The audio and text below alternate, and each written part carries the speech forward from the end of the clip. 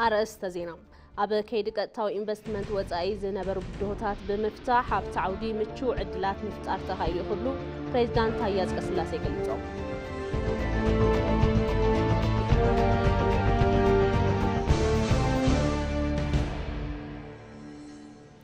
حبرات أفريقيا سلام اندحنة نتاه قورن من رقاد دبلوماسي وزعرتاتي حيل كامزل وفليتو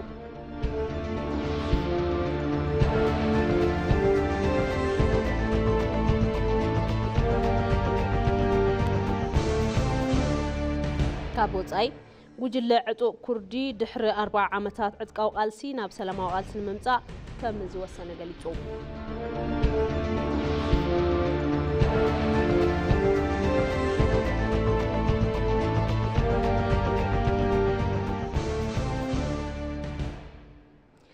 سلام طعنا بلي كمي تمسيوز خبركم تملكتنا كاب اي تي في مدب قنقوا تغرنيا علتاو معد زينا كاب ساعه جميرو ناباهم كبليو فلما حصر زيناتات أب كيدي قطعتاوي إنفستمنت وصاي زنبرو بدهوتات بمفتاح بتعودي متشو عدلات مفتار تخايل يخبلو بريزيدنت تايا أصقسلاسي قليصوم سالسا إنفستمنت إثيوبيا 2025 عالم لخ فورم إنفستمنت أب أديس أبا يسالط ألوم بريزيدنت تايا أصقسلاسي فورم كمز قلصو أب زحلفو عامتات عبيت نمقصال قطعتاوي إنفستمنت وصان مسحابن لوطن ممصا زخلو ممحاشات تاغيروم يميلوم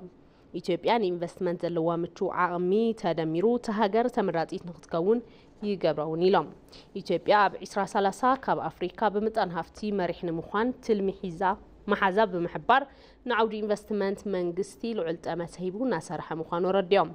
منيستر قدات وزاي دكتور جيديون تيموتيوس بقدام إثيوبيا ببرك عالم بقلتو في عبي خابز اللو 10 هاجرات وشتي كم تركب قليتهم للع أنزلوا من إسي حي لسب كم زلوا بمحبار إنفستمنت متشوت زخونات إثيوبيا سب هفتي إنفست نخجبرون ساوعيت أقربهم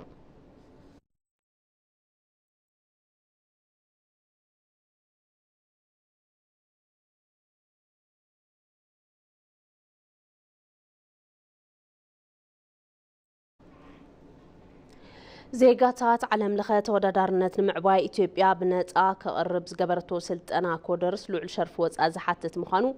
أمخاري منيستر إنوفيشن اند تكنولوجي دكتور أبيت باي غنزيبوم 5 مليون إثيوبيان كودرس بروجرام مناسي ديجيتال كألت نخلوم أب ديجيتال قطبا ترجم زلو تساتفو خغبرو زخئل يون إلوم زوهابو سلطناتات أب بروجرامينج بداتا ساينسن ارتفيشال انتليجنسن تأمت زغبر مخانو مبريهم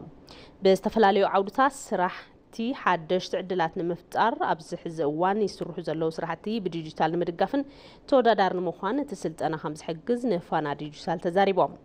زوم سلطناتات والكسوات بشرف وصاي كفليت بمفتصام زركب مخانو بمغلاط ازين مبزحتيوم مناسي هاجرنا صقام مخانو بمغنزاب منግስቲ بنጻ مقراب فليطوم مناسي ኢትዮጵያን ዝዕድል بنጻ خطقملون ጻውዒ ተقريبوم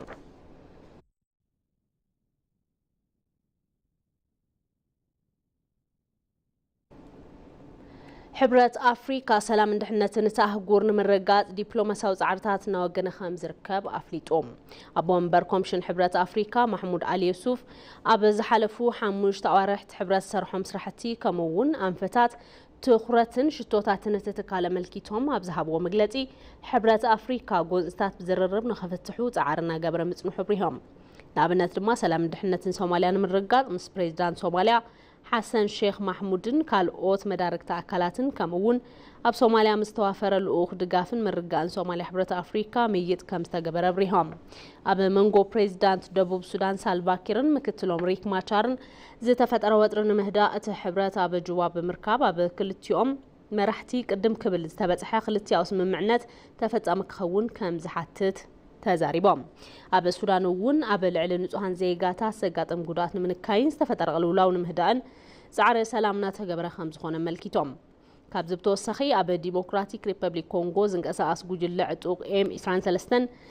تتححزو أب منغو رواندان كونغون استفتر وطرين خاد تحبرات مس مرحت خلتين هاجرات كم زتي قليتهم كاب سرحت سلام تان بتوسخي تحبرات زباو انيشيتيفات نمتنخر مس إيجاد صادق إيكواسن كوميسان مس زبلو زباوت كالات بمتحبرنا سرح 5 ركب عمل كيتوم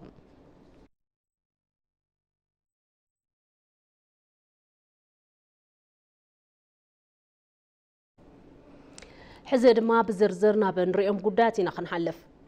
أب إثيوبيا سبهافت ولك أب استفلالي وزفرات بصفحات كوافرون مقبرنا تسالت زلو صراح جبوت وزيت يمت خمزلو تاقليتهم بمنقسنا قرب زلو حاجزات توم سبهافتي أب حدش زفرات إنفستمنت نخوافرو عدل يفتر بزعبا مهلاون تحبيرهم نتأبصاب بركتاوي تأسرات مول برهان قرمي ኢትዮጵያ በኢንቨስትመንት ተመራጭት ሀገር ከተውን ምግባር አብታ ሀገር ዘለው መማረጽታት ኢንቨስትመንት ናይ ምፍላጥ ስራሕ እናተሰርሐ ከም ዘለው ይፍለጥ ቅድሚ ቁርብ ዋናት ኣብቲ ዘፈር እናተራዩ ዘለው ለውጥታት ድማ እናተሰርሐ ዘለው ስራሕ ምፍላጥ ውጽኢታውና ኾነ መምጻኡ ይሕብር እዩ ብርክዝ ዝበሉ ሰባት እውን ኣብ ዝተፈላለዩ መማረጽታት ኢንቨስትመንት ተዋፊሮም ንኻሎቱን ዕድል ስራሕ ይፈጥሩ ብዛዕባ ምህላዎም ተሓቢሩ እዩ እነዚህ የምታያቸው ካሁን በፊት በብዙ ዶላር ይገቡ የነበሩ የሕክምና መገልገያ መሳሪያዎች زوم تريوهم زلهم قدم حزي ببزح واقع دولاري اتو زنبرو مسارحتات حكمنا يوم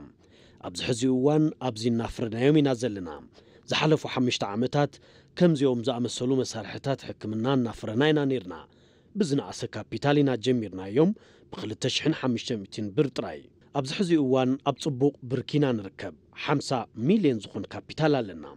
من مرتاچو مرتوچ PVC drainage pipe نفريوم مهرتتات PVC pipe allo electrical conduit pipeን PPR pipeን HD pipe allo ናዮም በመخنያት እዚውን ሸርፎ ጻት ሪፍናይና ናናውን አቅሚ ፈጥሩልናዩ ከጅማ አካባቢ ነቀምት ከይርጋ ጨፌ ከሲዳማ አካባቢ እናስገባው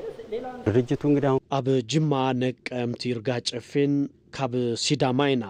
نأتو زيتكال كابز مسرات شمون توارح خوينو والهم لعل 5 زخونو سراحتنياتاتون اللونا أما عالتي كاب سلسته كساب سلستن فرقان كونتينر نسرحينا أبورح دما 8 كونتينر نفرينا اتاغر سبهابتا مسحاب بفلايون ابزفر حرشا مانوفاكتشرينج اندسترين ايسيتين معدنن توريزمن طامته زغبرو صيتاو سرحتات እናሳለጠ ትርከብ ኣብዚ ሕዚ እዋን ኣብ ኢትዮጵያ ስታት 29 ዝኾኑ ፍሉይ ዞባ ቁጠባ ዝተፈለዩ እንትኾን ሰብሃብቲ እውን ብዝተዳለወሎም መማረጽታት ተረባሕቲ ብምዃን ነቲ ፍሉይ ዞባ እናልምዑ ይርከቡ ኢትዮጵያን ቻይናን ኣብ ዝሓለፉ 50 ዓመታት ዱልዱል ዲፕሎማሲያዊ ርክብ ከም ዝመስረታ ኣምባሳደር ቻይና ኣብ ኢትዮጵያ ቻንሃይ ተዛሪቦም ርክብ ዘን ሃገራት ኣብ ቁጠባዊ ሽቶታት ተደረኸ ምዃኑ እውን ኣብሪሆም ንጸብጻብ ሳዳት መሐመድ ሳኒ በርሂ ብርሃነ ኢትዮጵያን ቻይናን ንልዕሊ ፍርቂ ክፍለ ዘበን ዝጸንሐ ክልቲያዊ ዲፕሎማሲያዊ ርክብ ኣለዎን ቻይና ኣብ ዓለም ካብ ዘለዋ ኤምባሲታት ኣብ አዲስ አበባ ዝርከብ ኤምባሲኣ ኣብ መበል ራብዓይ ደረጃ ይቕመጥ ኣብ ኢትዮጵያ ኣምባሳደር ቻይና ቼን ሃይ ምስ ኢቲቪ ኣብ ዝነበሮም ጻንሒት ርክብ ክልቲአን ሃገራት ኣብ ምትሕብባርን ምትእምማንን ዝተመስረተ እዩ ይብሉ Regarding to the bilateral relations of between China and Ethiopia. China and Ethiopia نوح زبن زوجة ركوي زلون. خلتين هاجرات كم أقوى أوروبية بعصر شحن سبعين دبلوماسية وركم جميرا. كوينون قدميو قدم مستر China جون لاي بعصر شحن تسعين ربعة مسلوق وجلهم أب أديس أبا مسح كيدوم يوم. بعصر شحن سبعين حدن هاتي هاي لسلاسة أب China. ودت الساليتوم يوم كلتين هاجرات أب زرقحة مسارة المعات بحبار كم زسرحة زخاخرو أمباسادر تشين هاي هاجروم نمدبات زلاقي لمعات العول بوتا بمهاب حجز كم تجبر أبريهم يوم Sustainable development of Ethiopia China مسارة المعات نمعوات زلاق المعات أقداس مخانو بقبويات جنزب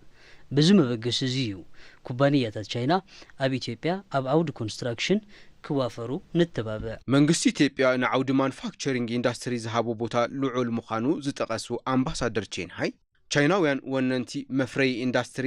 ናብ ኢትዮጵያ ብምእታው እቲ ዘፈር ክነቃቃሕ ጻዕሪ እናገበሩ ከም ዝርከቡ እውን ተዛሪቦም made in Ethiopia expo ኣብ ዘፈር ማኑፋክቸሪንግ ኢትዮጵያ ተስፋ ዘለዎ ምንቅስቃስ እናካየደት ትርከብ ملعال إثيوبيا تفري منغستي نتزفر زهابو تخرط يزري نزعود زين من نقاح تشايناون دقاف نابت تركب فابريكاتاتن فتر تسرحن تشاينا ناب إثيوبيا كموزو منغست تشاينا يتبابع أمباسادر تشين هاي هاجرات أفريكا ننبعلن زلون متأسسار نخسالت Initiative Road and Belt وسانا قدا كامز تسعوتها العلوميوم The Belt and Road Initiative تخالي Initiative Belt and Road እዚ ፕሮጀክት ሃገራት አፍሪካ ንንባዕለን ከምኡውን ምስ ቻይና ዝሓሸ ርክብ ክምስርታ ዝሕግዝ እዩ መስመር ባቡር ኢትዮ ጅቡቲ ሓደ ምርኣያዝ እዩ ንጸላኢ ዘይምርከኽ ሓድነትን ሉዓላውነትን ኢትዮጵያ ዘረጋግጽ ሰራዊት ተሃኒጹ ይኽብሉ ፊልድ ማርሻል ብርሃኑ ጁላ ሓቢሮም እቶም ፊልድ ማርሻል ነዚ ዝበሉ መበል 47 ዓመት ምስረታ በዓል እዚ ምዕራብ ኣብ ዝተኸበረሉ እዋን እዮም ንጸብጻብ ጌታቸው ባልቻ ኣባደመቀ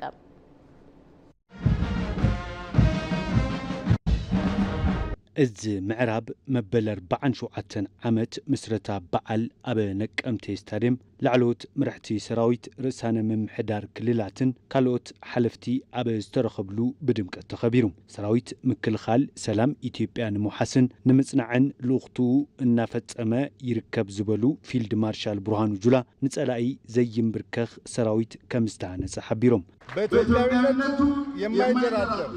በኢትዮጵያዊነቱ ዘይዋገ ንማንም ዘይምብርከኽ ጥንኩር ሰራዊት ተሃኒጹ እዩ እዚ ስለ ዝኾነ ኣብ ዝሓለፉ ዓመታት ሃገር ንምፍራስ ዝተኻየዱ መጥቃዕትታት ብምምካት ሕልሚ ጸላእቲ ኣምኪና ኢና ምስረታ በዓል ኣብ ምኽባር ዝርከብ እዚ ምዕራብ ሃገር ንምጽናዕ ልዑል ቃልሲ ካብ ዘካየዱን ትካልና ዝኽወርዓሉን እዚ እዩ እዚ ምዕራብ ጋሻ ኢትዮጵያ ብምዃን ሃገር እናሓለወ ከም ዝርከብ እቶም ፊልድ ማርሻል ዝሓበሩ እንትኾኑ እቲ ሰራዊት ኣብ ልዕሊ መኽረርቲ ሓይልታት ስጉምቲ ብምውሳድ ሰላምን ልምዓትን ምርግጋጽ እናሰርሐ ይርከብ ኢሎም ሉዓላዊነታችንና ሰላማችንን በሰማይ ማስከበር በሚያስችል ደረጃ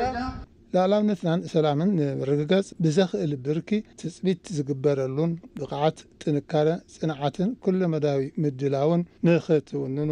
የገንዘብ ውሑስ ሰላም ንኽረጋገጽን ስራሕትታት ልምዓት ንኽፍጸሙን ግደ ሰራዊት ምክልኻል ሃገር ልዑል ምዃኑ ዝሓበሩ ርእሰ ምምሕዳር ክልል ኦሮሚያ ሽመልስ አብዲሳ ሰራዊት ምክልኻል ኢትዮጵያ ክቡር ህይወቱ ብምሃብ ሉዓላውነትን ሓድነትን ሃገር እናረጋገጸ ዝርከብ ምዃኑ ገሊጾም መከላከያ ሰራዊት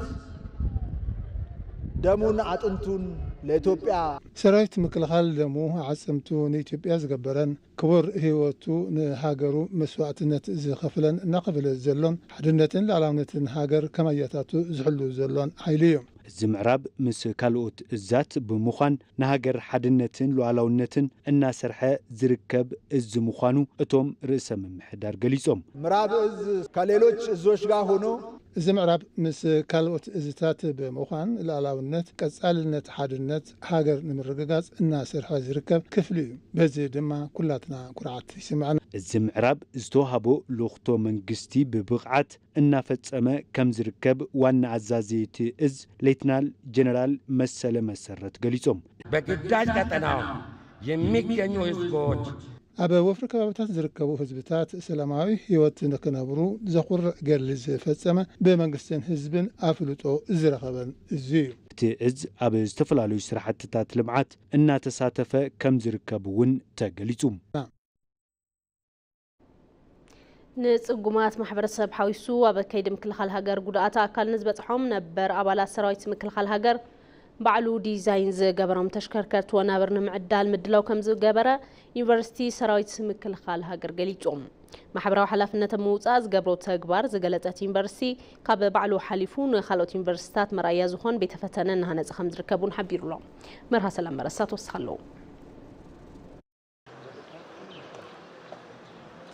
ህይወቱ ሂቡ ሃገርን ህዝብን ዘጽንዕ ኣብ ምምሕያሽ ናብራ ማሕበረሰብ ግደ ክወስድ ከም ዘይሕርብቶ ኣዕርዮም ብዙሓት ይገልጹ ንሉዓላውነት ሓደጋ ዝኾኑ ጸገማት ሳይንሳዊ ብዝኾነ መስርሕ ንምፍታሕ ብሕግን ደንብን ሚኒስተር ትምህርቲ ተጣይሹ ወተሃደራዊ ጠለባት ሃገር ንምዝማን ስራሕትታት እንዳሰርሐ ዝርከብ ዩኒቨርሲቲ ሰራዊት ምክልኻል ሃገር ካብ ዝርከቡ ጸገም ማሕበረሰብ ንምፍታሕ ይሰርሕ ኣሎ ፕሬዚደንት ዩኒቨርሲቲ ሰራዊት ምክልኻል ሃገር ብርጋዴር ጀነራል ከበደ ረጋሳ ብምምሕዳር ከተማ ቢሾፍቱ ተሓርዮም ንዝቐረቡ መናእሰይ ዩኒቨርሲቲ ሰራዊት ምክልኻል ሃገር ስልጠና ብምሃብ መስርሕ ቦታ ዳልዩ ናብ ስራሕ ከም ዝወፈረ ይዘኻኽሩ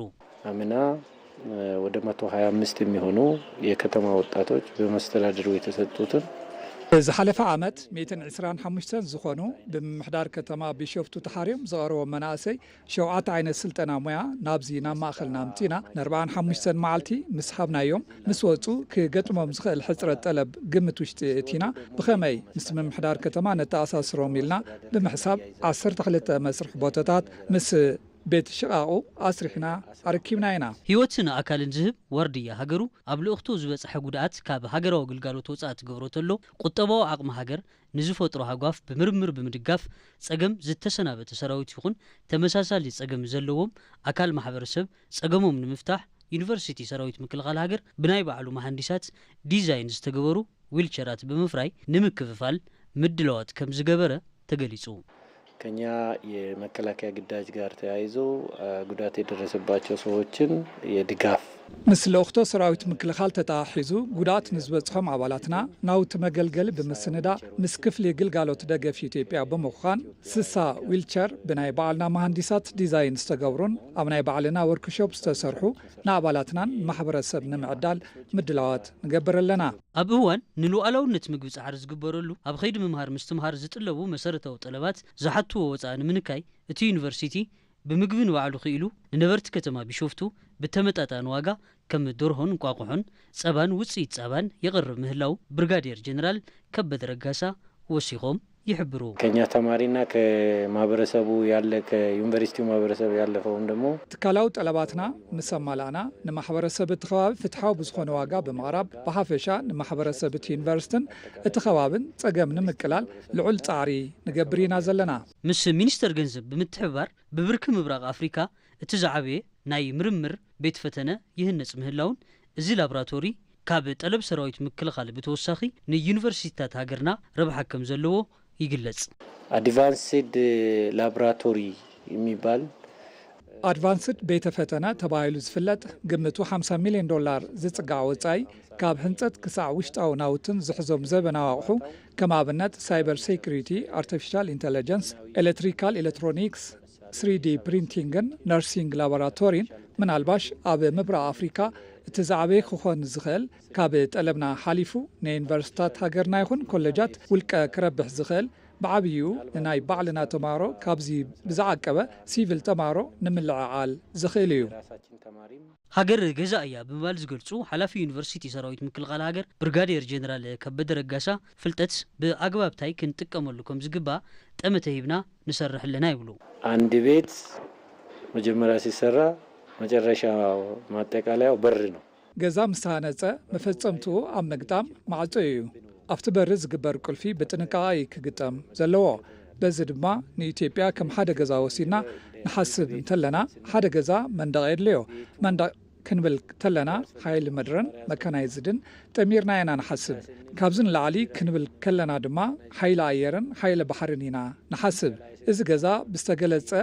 ዝሕሎ ምዃኑ ተሓሲብና ናይቲ ማዕጾ ቁልፊ ድማ ፕሮፌሽናሊዝም እዩ። ብኸመይ ቴክኖሎጂ ከም ንጥቀምን ከም ንፈጥርን ብኣግባቡ ታይ ተመክሮ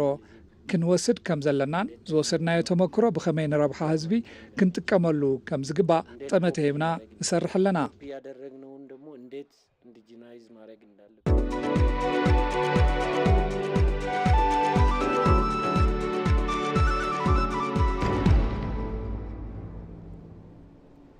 ዜና ዕዳጋ ምምሕያሽ ማክሮ ኢኮኖሚ ንቀጥታ ኢንቨስትመንት ወጻኢ ልዑል ኣስተዋጽኦ እናበርከተ ምዃኑ ኮሚሽነር ኮሚሽን ኢንቨስትመንት ኢትዮጵያ ዶክተር ዘለቀ ተመስገን ገሊጾም። እቶም ኮሚሽነር ምስ ግልጋሎት ዜና ኢትዮጵያ ብዝነበሮም ጻንሒት ከም ዝበልዎ ዓሚቕ ሃፍቲ ኢንቨስትመንት ኢትዮጵያ ናይ ምፍላጥ ስራሕ ብስፍሓት ክስራሕ ጸኒሑ እዩ። ኢንቨስት ክግበረሎም ዝግባኦም ዓውድታት ብምፍላጥ ቀጥታ ኢንቨስትመንት ወጻኢ ንምዕባይ ዝተሰርሐ ስራሕ ጭቡጥ ውጽኢት ምምዝጋቡን ተዛሪቦም። ከም ገለጻቶም ኮሚሽነር ኣታውን ወጻኢ ንግዲ ከምኡውን ንግዲ ጅምላን ችርቻሮን ንሰብ ሃፍቲ ወጻኢ መኽፋቱ ድማ ልዑል ዕድል ፈጢሩ ኢሎም። እየተደረጉ ያሉ የሪፎርም ስራዎች ዝስርሑ ዘለው ስራሕትታት ሪፎርም ይስርሑ ዘለው ሓፈሻዊ ኢኮኖሚያዊ ዓውዲ ናይ ምኽፋት ስራሕትታት ከይዱ ቀጥታ ኢንቨስትመንት ወጻኢ ይኹን ኢኮኖሚ ኣብ ምንቅቃሕ ዘለዎም እጃም ዝለዓለ እዩ። ንኣብነት ካብቶም ዝተኸፈቱ ዓውድታት ሓደ ንግዲ ወጻኢን ኣታውን ከምኡውን ንግዲ ጅምላን ችርቻሮን እዩ። በዚ ማእኸል ተኸፊቱ እዚ እንትንዕዘቦ ቅድሚ ሕዚ ኣዝዮም ዕፅዋት ብምንባሮም ምኽንያት ሃገር ከም ሃገር ክትርብሖም ዝግባኣ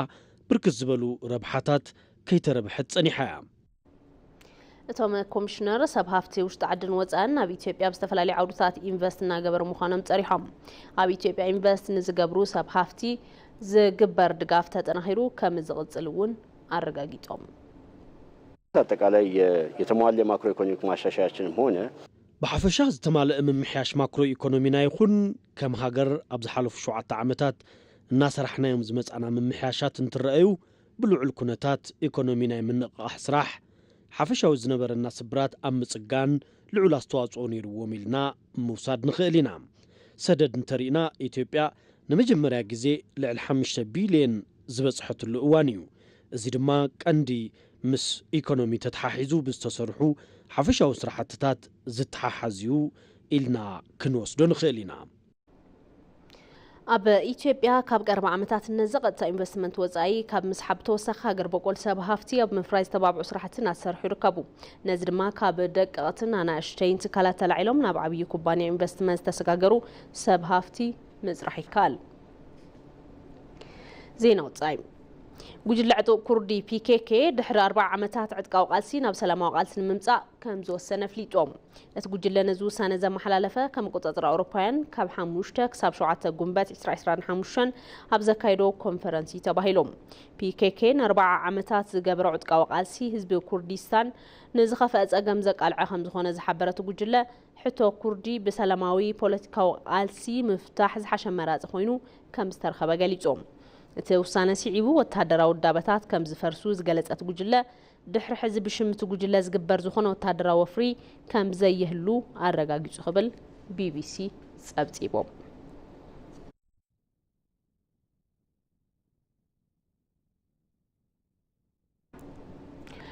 ፕሬዚዳንት ዩክሬን ቮሎዲሚር ዘለንስኪ ምስ ሩስያ መዘንኦም ቭላድሚር ፑቲን ኣብ ቱርኪ ከተማ ኢስታንቡል በአካል ተራኺቦም ንምዝታይ ምድላው መፍሊጦም እዚ ዘተን ምክያድ ፕሬዚዳንት ቭላድሚር ፑቲን ኣብ መንጎ ክልቲአን ሃገራት ዘሎ ጎንፂ ጠጠው ንኽብል ጻውዒት ምቕራቦም ሲዒቡ ምዃኑ ተሓቢሮም ንጸብጻብ ወንዶሰን ኣፍወርቅ ኣብርሃም ሳም ኩናት ሩስያ ዩክሬን ጠጠው ንከይብል ዝገብሮ ቀንዲ ምክንያት ክልቲአን ሃገራት ነንሕድሕደን ምክሳሰን እዮም መራሕቲ ዩክሬን ንፑቲንን ምምሕዳሮምን ድሌት ሰላም የብሎምን ይብልዎም መራሕቲ ሞስኮ ብወገኖም ክሳብ ሕዚ ንዝነበሩ ጻዕርታት ሰላም ከይዕወት ንኪየቭ ተሓታቲት ይገብሩ ነዚ ድማ ኣሶሺየትድ ፕሬስ ፕሬዚዳንት ቭላድሚር ፑቲን ሩስያ ኣብ ቀረባ እዋናት ብርክት ዝበሉ ትልምታት ጠጠው ምባል ተኽሲ ምቕራባም ኣልዒሎም ይብል ዩክሬናውያን መራሕቲ ድማ እዞም ትልምታት ሩስያ ባዕላ እያ ጥሒሳቶም ክብሉ ይኸስዋም ሕዚ ግን ክልቲኦም ወገናት በአካል ተረኺቦም ዝዛተይሉ እዋን ዝበጽሕ ይመስል ፕሬዚዳንት ዩክሬን ቮሎዲሚር ዘለንስኪ ን3 ዓመታት ዝቐጸለ ኩናት ሩስያ ዩክሬን ንኸብቅዕ ምስ ሩስያዊ መዘንኦም ቭላድሚር ፑቲን ፊት ንፊት ተረኺቦም ንምዝታይ ፈቃደኛ ምዃኖም ገሊጾም እዮም Я буду в цей четвер 15 травня ኣነ ሐሙስ ኣብ ቱርኪ ክርከብ እየ ንፕሬዚደንት ፑቲን እውን ኣብኡ ክረኽቦም ኢለ ይኣምን ኣብዚ ዝኾነ ለውጢ ዘየምፀሉ ምኽንያት ኣይድርድሩን ኢለ ድማ ተስፋ ይገብር ንሕና ንምዝታይ ቅሩባት ኢና ፕሬዚደንት ትራምፕ እውን ነዚ ደገፎም ሂቦም እዮም ኩሎም መራሕቲ እውን ክድግፍዎ እዮም አልጀዚራ ከም ጸብጸቦ እንተኾይኑ ድማ ተንተንቲ ትዘፈር ብዝኾነ መዐቀኒ ንዘለንስኪ ሰዓራይ ዝገብር መንገዲ ምስሓቦም ይገልጹ ዘለንስኪ ናብ ቱርኪ ዝጓዓዙ እንተኾይኖም ዋላ ሕዚ እንተኾነ ንዩክሬን ኣብ ቅድሚት ኮይኖም እናመርሑ ዘርእይሉ አጋጣሚ እዩ ይብሉ ቱርኪ እቲ ኩናት ጠጠው ንክብል ኣብ ዝግበሩ ዘተታት ንምርካብ ፈቃደኛታት ምዃኖም እውን ዘርእዮም ብኻልእ ገጽ ድማ ቭላድሚር ፑቲን ኣብቲ ዘተ ዘይርከቡ እንተኾይኖም ዩክሬን ደጋጊማ ከም ዝበለቶ ሩስያ ንሰላም ድልውቲ ኣይኮነትን ዝብል ዘርእዩ ዝኸውን ፕሬዚዳንት ዘለንስኪ ቅድምቲ ኣብ ቱርኪ ዝግበር ዘተ ክርከብ እየ ኢሎም ምዝራቦም ሃገሮም ምስ ሩስያ ዘተ ንምክያድ ድልውቲ ምዃና ገሊጾም ነይሮም እዮም ኣብ ዝሓለፈ ቀዳም ኣብ ኪየቭ ተኣኪቦም ዝነበሩ መራሕቲ ኣውሮፓ እውን ካብ ሎሚ ሰኒ ኣትሒዙ ን30 መዓልታት ተግባራዊ ዝግበር ዝኾነ ዓይነት ቅድመ ኩነት ዘይብሉ ስምምዕ ጠጠው ምባል ተኽሲ ንኽግበር ጻውዒት ኣቕሪቦም ነይሮም እዮም እዞም መራሕቲ ኣቕሪቦምዎ ዝነበሩ ትልሚ ጠጠው ምባል ተኽሲ 30 መዓልታት ኣብ መንጎ ሩስያን ዩክሬንን ብሰማይን ብምድርን ከምኡውን ብባሕሪ ዝግበር ተኽሲ ጠጠው ንክብል ዝሓትት እዩ እዚ ዘይኸውን እንተኾይኑ ግና ሞስኮ ከቢድ ማዕቀብ ይጽበያ ክብሉ እቶም መራሕቲ ኣብ ጎኒ ዘለንስኪ ጠጠው ብምባል ኣብ ዝሃብዎ መግለጺ ኣጠንቂቖም እዮም እዚ ምስ ተደምፀ ድሕሪ ሰዓታት ድማ እቲ ትልሚ ውድቂ ድሕሪ ምግባሮም ቭላድሚር ፑቲን ናይ ባዕሎም ትልሚ ኣቕሪቦም እዮም ንሶም ከም ዝበልዎ ኣብ መንጎ ሩስያን ዩክሬንን ዳግም ዘተ ክግበር ኣለዎ በሓላ እዮም переговоры прерванные ими ኣብ መወዳእታ 2022 ብምኽንያት መራሕቲ ዩክሬን ዝተቋረፁ ድርድራት ዳግም ንክጅመሩ ጻውዒት ነቕርብ دقيمة كزارب زي زخونة قدم خونت فيتن في التراخيب كامزتاي داقم نكجمرو ندلينا كي تزناقعو قدم حزي زتتات يقبرلو أبزنبرو تركي حموس دردر نخجمر حسابنا نقرب روسيا بزي زخونة قدم كونت نمزتاي دلوتي أزبالو بوتين ازي بوغن موسكو زقرب زتا كلتين هاقرات سلام زدل كلو كدقفو زقبا يكبلو أتحساسيبوم معد زينا قدم مززامو غند نتبتات زينا أبا كيد قطاوي إنفستمنت وزاي زنبر بدهوتات بمفتاح بتعود مشروع عدلات مفتار تخيل يخبلو بريزيدنت تاي أصقسلاسي قليتو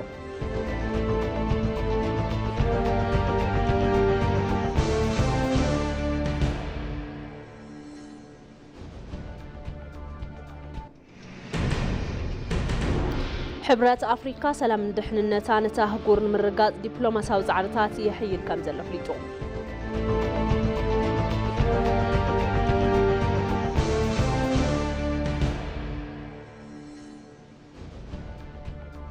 كاب وصاي بوجلعتو كردي دحر 4 عامتات عتقاو قالسي ناب سلام وقالسن ممصا كم زوسنه فليتو